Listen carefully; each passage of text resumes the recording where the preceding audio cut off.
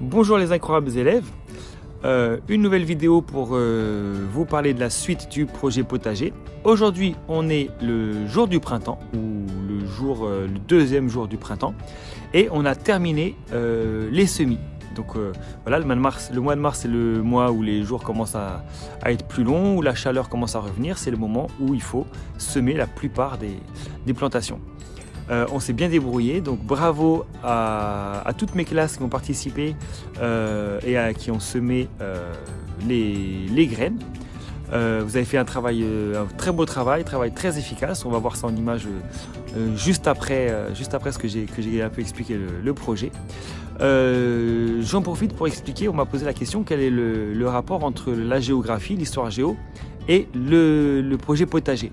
Alors, il faut savoir que la géographie, c'est l'étude des relations entre l'homme et son milieu. Et la relation la plus ancienne de l'homme et son milieu, c'est bien la relation, c'est une relation nourricière. Donc, au début, les hommes étaient nomades, ils cherchaient leur nourriture dans la nature.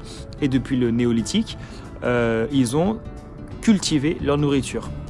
Et depuis que l'homme cultive sa nourriture, on se nourrit toujours de la même façon et on façonne le paysage. Pensez au Moyen-Âge où il y a eu des grandes étapes de défrichage pour cultiver des grands champs. Et jusqu'à aujourd'hui, on a vu ça en classe dans les espaces productifs, en particulier l'espace agricole. Pour le programme de 3e, on a vu que les champs représentent des immenses espaces. Donc encore aujourd'hui, un espace très très large, très vaste est utilisé pour produire encore aujourd'hui notre nourriture.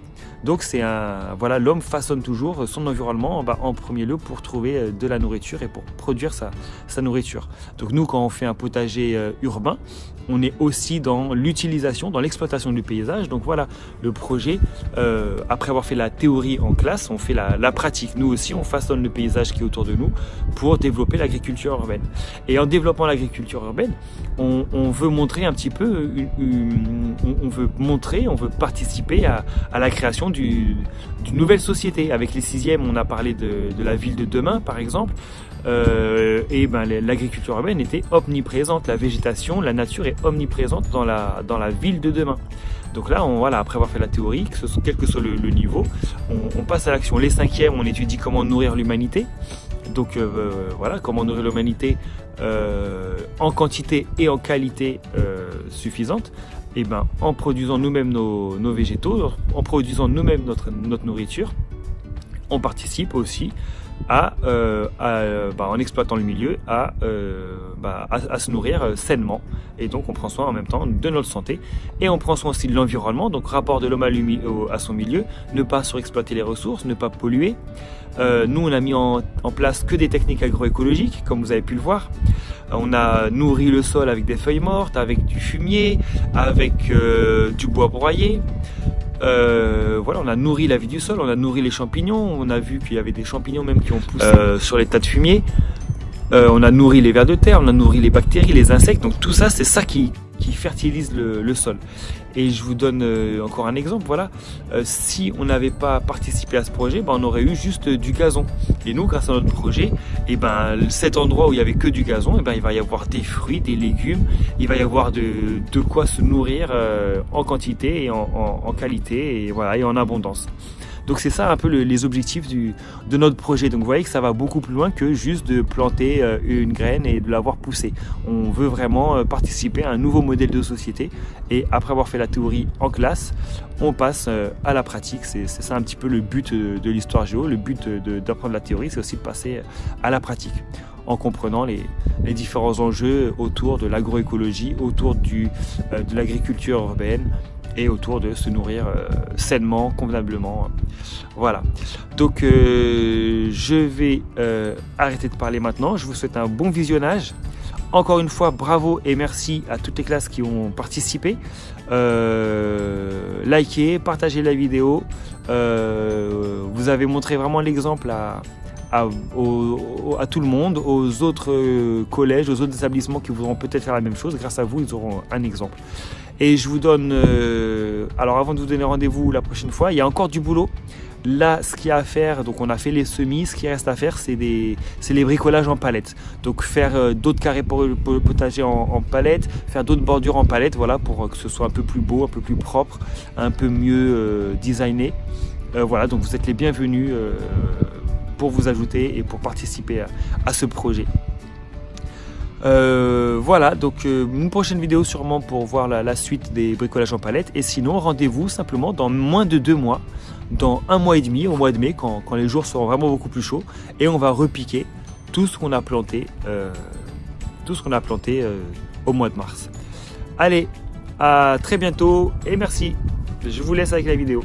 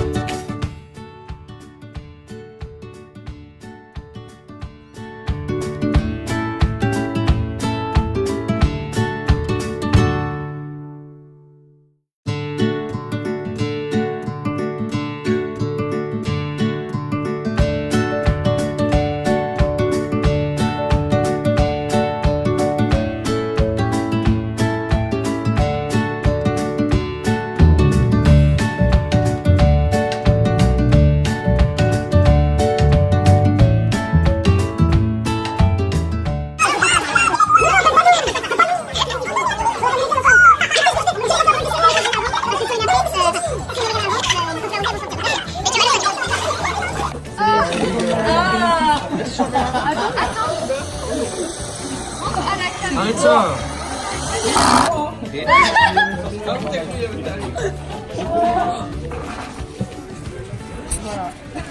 Voilà.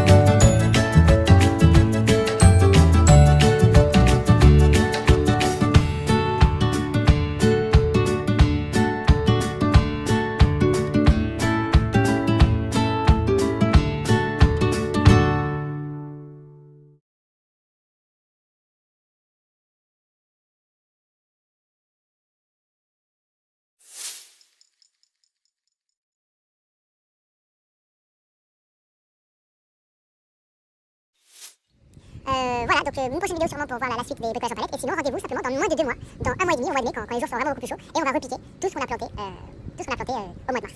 Allez, à très bientôt et merci.